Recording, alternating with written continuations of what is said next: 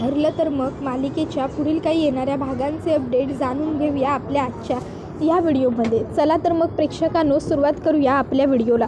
तर आता आपण इथे पाहणार आहोत की कशा पद्धतीने सायली अर्जुन आता वंदनाला हाताशी धरून प्रियाला चांगली अद्दल घडवणार. आता नेमकं काय काय आणि कसं कसं घडतं हे सगळं जाणून घेण्यासाठी आपला हा व्हिडिओ शेवटपर्यंत पहा. चला तर मग सुरुवात करूया आपल्या व्हिडिओला. तर आता आपण इथे पाहतोय की सध्या अस्मिताच्या बाळाची 5वी करायची असते आणि त्यासाठी आता सायलीने 5वीची जी काही तयारी करायची असते ती सगळी तयारी केलेली असते. त्यानंतर मग 5वी पूजण्याची जी पूजा असते ती कल्पना करून घेते. मग ती पूजा करून झाल्याच्या नंतर लगेचच आता इकडे सगळेजण छान गप्पा वगैरे मारत बसतात. पण अस्मिताच्या मनात आता सचिनचाच विचार सुरू असतो. इतक्यात त्या ठिकाणी चैतन्य येतो. चैतन्याने येताना आता अर्जुनने सांगितलेले ते डिवोर्सचे पेपर्स आणलेले असतात आणि आता चैतन्य अर्जुनला म्हणतो, अर्जुन तू हे पेपर्स बनवून मागितले होतेस ना, हे घे. आणि मग लगेचच तो ते पेपर अर्जुनच्या हातामध्ये देतो. आता कसले पेपर्स मागवले अर्जुनने हा प्रश्न घरातल्यांना पडतो. अश्विन अर्जुनला विचारतो, दादा कसले पेपर्स मागवलेस बनवून? त्याबरोबर अर्जुन म्हणत असतो, काही नाही सांगतो, हे पेपर्स खूप महत्त्वाचे आहेत कारण ह्या पेपर्सवरती अस्मिताईचं पुढचं अख्खं भविष्य अवलंबून असणार आहे. अस्मिताला वाटतं की अर्जुनने तिच्यासाठी काहीतरी पॉलिसी वगैरे केली आहे. तर अर्जुन म्हणत असतो की अस्मिताई या पेपर्सवरती लवकर सह्या कर. अस्मिता विचारते, कसले पेपर आहेत हे अर्जुन? त्यावर अर्जुन सांगतो, हे तुझे डिवोर्स पेपर्स आहेत, तुझे आणि सचिनचे. त्याबरोबर हे ऐकून अस्मिताला खूप मोठा धक्का बसतो. ती म्हणते, काय अर्जुन तुझं डोकं वगैरे तर ठिकाणावर आहे ना? काय बोलतोयस तू? माझा आणि सचिनचा डिवोर्स? त्याबरोबर अर्जुन म्हणतो, हो सह्या कर. त्यावर मग अस्मिता म्हणते, हे बघ अर्जुन मी असं काहीही एक करणार नाही आहे. उगाचच्या उगाच तू माझ्या भोवती उगाच हट्ट धरू नकोस आणि तू काहीही बोललास ना तरीही मी असं कुठलंही पाऊल उचलणार नाही आहे. त्याबरोबर आता अस्मिता कांगावा करायला लागते, तिला त्रास होऊ लागतो. सायली म्हणते, अस्मिताताई प्लीज प्लीज तुम्ही शांत व्हा. अहो मी म्हटलं होतं ना तुम्हाला असा कुठलाही आगाऊपणा तुम्ही करू नका म्हणून. मी सांगितलं होतं ना तुम्हाला अस्मिताताईंचा डिवोर्स वगैरे काही फाईल करू नका. काय गरज होती तुम्हाला हे सगळं करायची? अस्मिताताई तुम्ही शांत व्हा. त्यावर अर्जुन म्हणत असतो, तुम्हाला कळत नाही आहे का, त्या सचिनला आपण सुधारण्याची एक संधी दिली होती पण तरीही तो सुधारलेला नाही आहे. याचा अर्थ एकच होतो की त्या सचिनला कितीही आणि कुणीही संधी दिली ना तरीही तो कधीच सुधारणार नाही आहे, तो कधी बदलणार नाही आहे. नालायक हा नालायकच राहतो, समजलं ना? त्याबरोबर मग सायली म्हणते, अहो तुम्ही काय बोलताय? अर्जुन म्हणतो, मी बरोबर बोलतोय जे काही बोलतोय ते. त्यावर मग सायली अर्जुनला म्हणते, तुम्ही शांत व्हा बरं. अस्मिताताई प्लीज तुम्ही थोडा वेळ खोलीत जा ना. अस्मिता खोलीत जाते. त्याबरोबर मग सायली अर्जुनला म्हणते, एवढं समजावूनही पालत्या घड्यावर पाणीच ना, तुम्ही कशाला उगाच डोक्यात राग घालून घेताय? अस्मिताताईंकडनं कसं सगळं तयार करून घ्यायचं, त्यांना कसं मनवायचं ते सगळं मी बघते. तुम्ही घरातल्या गोष्टींवर लक्ष देऊ नका. तुम्हाला वंदनाला शोधायला जायचं होतं ना, जा तुम्ही वंदनाला शोधायला जा. त्यावर अर्जुन म्हणतो, आणि तू? सायली म्हणते, अस्मिताताईंबरोबर मी घरी थांबते. आधीच अस्मिताताईंची मनस्थिती फार काही बरी नाही आहे आणि त्यात तुम्ही हे डिवोर्सचं नवीन काहीतरी काढलं त्यामुळे तर त्यांची मनस्थिती आणखीनच जास्त खराब झाली असेल. तुम्ही राहू द्या, तुम्ही जा आणि आता तुम्ही शोधाशोध करायला सुरुवात करा. नंतरनं तुम्ही घरी आल्यावर तुम्हाला जे काही माहिती मिळाली आहे ती मला तुम्ही सांगा बस. त्यावर अर्जुन म्हणतो, ठीक आहे मी आत्ता जातोय पण मी अस्मिताताईच्या आणि सचिनच्या डिवोर्सचा विषय बंद केला आहे असं तू समजू नकोस.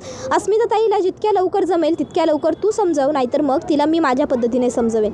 बरं आता मी निघतोय पण एक गोष्ट आणखीन, जर त्या वंदनाबद्दल मला काही माहिती मिळाली आणि तिच्या घरी जाण्याची जर वेळ आली तर मग मात्र मी तुला कॉल करेन, तेव्हा मात्र मला येऊन भेट. त्यावर सायली होकार देते. त्यानंतर मग सायली आणि अर्जुन हे दोघंही जण आता आपापल्या कामांसाठी निघतात. अर्जुन आणि चैतन्य दोघंजणं पोलीस स्टेशनला येतात. पोलीस स्टेशनला येऊन मग आता अर्जुन हा तिथे त्या बाईबद्दलची चौकशी करू लागतो आणि मग आता हवाल इन्स्पेक्टर अर्जुनला त्या सर्व जुन्या फाईलचे रेकॉर्ड काढून देतात. अर्जुन आणि चैतन्य आता शोधाशोध करायला सुरुवात करतात. आता एवढ्या जुन्या फाईल शोधायच्या असतात, त्यांना खूपच जास्त कष्ट पडत असतात हे सगळं करायला. चैतन्य म्हणतो, अर्जुन मला हे सगळं खूप अवघड वाटतंय रे. त्याबरोबर हवालदार साहेब म्हणतात, पण हे सगळं तुम्हाला का शोधायचं आहे आणि 20-22 वर्षांपूर्वीची गोष्ट तुम्हाला आत्ता का माहिती करून घ्यायची? तेव्हा अर्जुन म्हणत असतो, करायची, खूप काही डिपेंड आहे ह्या गोष्टीवर, त्यामुळे ही गोष्ट आम्हाला काहीही करून शोधून काढायचीच आहे. आणि त्यानंतर मग अर्जुन आणि चैतन्य पुढे आणखीन जास्त आता शोधत जातात आणि मग आता बघता अर्जुन आणि चैतन्याला त्या बाईची ती कॉपी असलेली फाईल सापडते. आणि मग आता अर्जुन आणि चैतन्य त्या हवालदाराला विचारतात की बघा हेच ना, त्याबरोबर मग तो हवालदार ती FIR वाचतो आणि म्हणतो हो हीच FIR आहे. त्याबरोबर आता अर्जुन म्हणत असतो आता पुढची सगळी कामं आपोआपच सोपी होत जातील. एवढे दिवस आता जे काही कष्ट आम्ही करत होतो त्या कष्टांना हळूहळू एक एक करून यश यायला लागलं आहे. मग आता चैतन्य म्हणतो अर्जुन आता काय करणार आहेस पुढे. तर दुसऱ्या बाजूला आता इकडे अस्मिताच्या मनात मात्र सतत सचिनचाच विचार सुरू असतो. अस्मिता विचार करत असते अर्जुनची आज एवढी हिंमत वाढली का की अर्जुन चक्क माझ्यासमोर डिवोर्स पेपर्स ठेवतो आणि मला सांगतो की या पेपर्सवरती सह्या कर म्हणून आणि हे तुझे डिवोर्स पेपर्स आहेत म्हणून. अर्जुनची एवढी हिंमत, अर्जुनने असं का केलं, अर्जुनला काय गरज काय होती. आमच्या नवरा बायकोंचा प्रश्न आहे, आम्ही दोघंजणं बघून घेऊ. सचिन आणि मी आम्ही आमचं सॉर्ट आऊट करू ना. अर्जुनला का प्रत्येक वेळी आमच्या मध्ये पडायचं असतं मला कळत नाही आहे. अर्जुन का असा वागतो ना, वकील आहे हा म्हणून हा काहीही करेल असं नाही होत असं आता सगळं अस्मिता म्हणत असते. इतक्यात त्या ठिकाणी सायली येते. सायली येऊन अस्मिताला सावरण्याचा प्रयत्न करते. ती म्हणत असते अस्मिता ताई मला कळतं आहे तुम्हाला ह्यांचं जे काही वागणं होतं ते सगळं नाही पटलेलं, नाही आवडलेलं, पण प्लीज तुम्ही चिडू नका ना. अहो हे जे काही वागले ते चुकीचं असलं तरी तुमच्या काळजीपोटी होतं. अस्मिता म्हणते काळजी, माझी काळजी, खरंच अर्जुनला माझी काळजी आहे असं वाटतं का गं सायली तुला. जर त्याला माझी काळजी आहे, जर तो माझा विचार करतो तर मग त्याने माझा संसार मोडावा असा विचारच कसा केला. अगं भाऊ आहे ना माझा, मग माझ्या नवऱ्याला चांगली समज देऊन त्याला परत घरी आणून माझा संसार सुरळीत करण्याचं सोडून हा हे काय बोलतच करतोय. त्याबरोबर मग आता लगेचच इकडे सायली म्हणते अस्मिता ताई तुम्ही विसरताय ह्यांनी हे सगळे प्रयत्न करायचा प्रयत्न केला होता. उलट तेव्हा तर त्यांनी आपल्याला कोणालाही काहीही सांगितलं नव्हतं. जेव्हा पुन्हा दुसऱ्यांदा तुम्ही स्वतःच्या डोळ्याने स्वतः बघितलं ना सचिन भाऊजींना, तेव्हा मग यांनी सांगितलं सगळं खरं आपल्याला. आणि त्यांना दुसऱ्यांदा संधी देऊनही त्यांनी पुन्हा तेच केलं. दुसऱ्यांदा आपण त्यांना माफ केलंही तरी पुन्हा त्यांनी तिसऱ्यांदाही तेच केलं. कळलं का तुम्हाला. तिसऱ्यांदा अहो तुम्हाला वाटतं का ते सुधारू शकतात म्हणून. सायली अस्मिताची समजूत काढत असतानाच अर्जुन सायलीला कॉल करतो आणि आता तो सायलीला सांगत असतो सायली त्या बाईचा पत्ता आम्हाला सापडलेला आहे, आता तू लवकर इकडे ये, आपल्याला त्या बाईच्या घरी जायचं आहे, आपल्याला तिच्याबरोबर बोलायचं आहे. नक्की प्रियाने तिच्या मुलाचा पायाला आघात केल्यानंतर मग तिचा मुलगा नक्की हँडिकॅप झाला, त्याच्या पुढे काय झालं आपल्याला जाणून घ्यायचं आहे त्या बाईकडनं. त्यावर सायली म्हणते ठीक आहे तुम्ही तिथेच थांबा मी येते. आणि मग त्यानंतर सायली ही सुद्धा पोलीस चौकीच्या जवळ पोहोचते आणि मग अर्जुन व सायली दोघंजणं तिकडनं आता त्या बाईच्या घरी येतात. आता त्या बाईच्या घरी आल्याच्यानंतर मग अर्जुन आणि सायली त्या बाईला स्वतःची ओळख सांगतात आणि मग आता ते म्हणत असतात की आम्हाला बबली लोखंडेबद्दलची माहिती तुमच्याकडनं जाणून घ्यायची. ती बाई प्रियाचं नाव ऐकून प्रचंड चिडते. सायली म्हणत असते आम्हाला माहिती आहे की त्या मुलीने तुमच्या मुलाला पांगळं केलं आहे म्हणून तुम्हाला त्या मुलीचा राग आहे, पण जे काही घडलं होतं ते प्लीज सविस्तर सांगितलं तर बरं होईल. मग लगेचच ती बाई सांगू लागते प्रिया एक नंबरची नालायक आणि हलकट मुलगी आहे. त्या बबलीमुळे माझं एवढं मोठं नुकसान झालं, माझा एवढा मोठा मुलगा काहीही कामधंदा करू शकत नाही आहे, तिच्यामुळे तो अपंग झाला. लहान असताना खेळताना एकदा तिच्या मनात काय आलं, तिने माझ्या मुलाला मारलं, त्याच्या पायावरती एक स्थळी पडली आणि त्यानंतर माझा मुलगा कायमचा अपंग झाला. तो पुन्हा कधीही चालू फिरू शकलेला नाही आहे. त्या मुलीला आम्ही सोडणार नाही, ती मला भेटली ना तर मी तिचा जीव घेईन, तिच्या जिंजा उपटेन. त्याबरोबर सायली म्हणते हे बघा प्लीज तुम्ही शांत व्हा. हे बघा मला माहिती आहे तुमचा राग रास्त आहे, आई म्हणून तुम्हाला तुमच्या मुलाबद्दल खूप दुःख होतं आहे हेही मला कळतं आहे. आपण तुमच्या मुलाचा जमेल तितका उपचार करून घेण्याचा प्रयत्न करूया ना. हां आणि तुम्हाला आमची मदतही करायची आहे. त्यावरती म्हणते कसली मदत आणि काय हवं आहे तुम्हाला इकडे. त्याबरोबर मग आता सायली अर्जुन त्या बाईला सांगतात ती बबली आमच्या घरात राहते आणि सध्या ती आमचं घर उद्ध्वस्त करते. त्यावरती म्हणते जर तुमच्या सोबत आहे ती तर मला तिला एकदा तरी मारायचं आहे, मला एक संधी द्या, मला माझ्या मुलाच्या अपंगत्वाचा बदला तिच्याकडनं घ्यायचा आहे. त्याबरोबर आता अर्जुनला एक हटके आयडिया सुचते आणि अर्जुन म्हणतो ठीक आहे तुम्हाला तिला मारण्याची इच्छा आहे ना, आपण तुमची इच्छा पूर्ण करू. सायली म्हणते अहो काय. त्यावर अर्जुन म्हणतो हो आपण यांची इच्छा पूर्ण करायची, पण एक अट आहे. त्यावर आता अर्जुनने एक अट आहे असं म्हटल्यावर ती बाई म्हणते मंजूर आहे साहेब, ज्या मुलीमुळं माझ्या पोराचं आयुष्य उद्ध्वस्त झालं त्या पोरीला जर अद्दल शिकवाय मिळणार असेल तर मी काहीही मंजूर करायला तयार आहे. त्यावर अर्जुन म्हणतो माझी अट अशी आहे की बबली लोखंडेला तुम्ही जेव्हा आमच्या घरी येऊन माराल तेव्हा आम्हीसुद्धा तिथेच असू, पण तुम्ही तेव्हा आमचं नाव घ्यायचं नाही. तुम्ही तेव्हा असं नाही सांगायचं की आम्ही तुम्हाला तो पत्ता दिला. तुम्ही काहीही सांगा, तुम्ही कोणाकडनं घेतलात किंवा तुम्ही स्वतः तिला घरी येताना पाहिलं आणि म्हणून तुम्ही तिकडे आलात, आलात असं वाटलं पाहिजे सगळ्यांना. मंजूर? त्याबरोबर अर्जुन या गोष्टीसाठी आता तिला तयार करतो आणि आता ती बाईसुद्धा तयार होते. त्यानंतर मग आता अर्जुन म्हणत असतो आता येईल खरी रंगत, खरी गंमत. त्यावर ती बाई म्हणते पण साहेब मी एकटी नाही येणार, मी येताना सोबत 4-5 बायका घेऊन येईन. चांगली ना तिला कुठून काढली पाहिजे, तिचा पिठ्ठा पाडला पाहिजे. आता हे ऐकून सायली म्हणते अहो हे सगळं काय करताय तुम्ही, तुम्हाला कळतंय का? अहो जर या बाईने येऊन त्या प्रियाला घरी मारलं तर घरातल्या सगळ्यांना प्रश्न नाही का पडणार, सगळे विचारणार नाही का की हे सगळं काय सुरू आहे म्हणून. त्याबरोबर अर्जुन म्हणतो डोंट वरी, कोणी विचारलं तरीही या बाई काहीही खरं बोलणार नाही आहेत. त्यांच्या मुलाला न्याय मिळवून देणं ही त्यांची इच्छा आहे आणि त्यांच्या मुलाला आपण कायद्याने न्याय नाही मिळवून देऊ शकत, कारण ती गोष्ट प्रियाच्या हातून लहानपणी नकळतपणे घडली होती. त्याबरोबर आता इकडे दुसऱ्या बाजूला प्रिया हिला मात्र निवांत आराम पडलेला असतो. प्रिया ही निवांत बसलेली असते आणि आता ती विचार करत असते चला आता ती बाई स्वतःहून पळून गेली म्हटल्यावर आता मला काही टेन्शनच नाही आहे. खूप दिवसांनी असा निवांत वेळ मिळाला आहे, नाहीतर सतत त्या अर्जुन सायलीचं टेन्शनच असतं.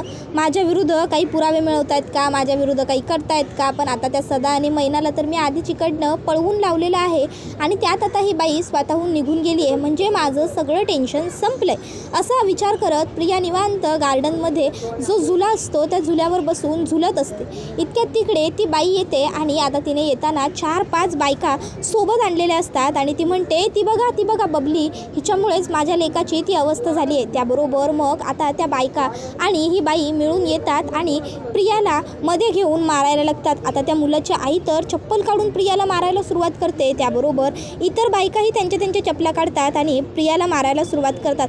आता ती बाई म्हणत असते काय गं तुझी हिंमत कशी झाली, माझ्या लेकाबरोबर नको ते वागायची, तुझ्यामुळं माझा लेक आता निकामी झाला आहे, तुझ्यामुळं माझ्या लेकाला नोकरीधंदा गावना, तुझ्यामुळं झालं आहे सगळं, तुझ्यामुळे उद्ध्वस्ती झाली आमच्या घराची, तुझ्यामुळं वाटोळं झालं सगळ्याचं.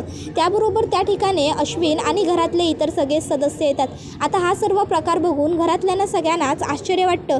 अश्विन म्हणतो एक मिनटं काय सुरू आहे हे सगळं आणि तुम्ही माझ्या तन्वीवरती असं कसा काय हात उगारू शकता, तन्वी इकडे ये तन्वी. आणि मग अश्विन कसा बसा प्रियाला त्या गारड्यातनं पहिलं बाजूला घेतो आणि मग तो विचारू लागतो काय चालला हा सर्व प्रकार आणि मुळात तुम्हाला आतमध्ये येण्याची परवानगी दिलीच कुणी, तुम्ही आमच्या घराच्या आत कसे काय येऊ शकलात आणि काय चाललंय हे, तुम्ही तिला मारताय का. त्याबरोबर मग ती म्हणत असते ओ साहेब तुम्हाला नाही माहिती हिनं माझं केवढं मोठं नुकसान केलं आहे ते, अहो हिच्यामुळं माझा 24 वर्षांचा पोरगा निकामी झाला आहे. त्यावर आता अश्विन म्हणतो काय केलं माझ्या बायकोने. त्याबरोबर मग आता ती बाई सांगू लागते लहान असताना खेळता एकदा मारामारी झाली आणि त्यामध्ये ह्या पोरीनं रॉडला धक्का दिला, तो रॉड माझ्या पोराच्या पायावर पडला आणि माझा पोरगा कायमचा अपंग झाला.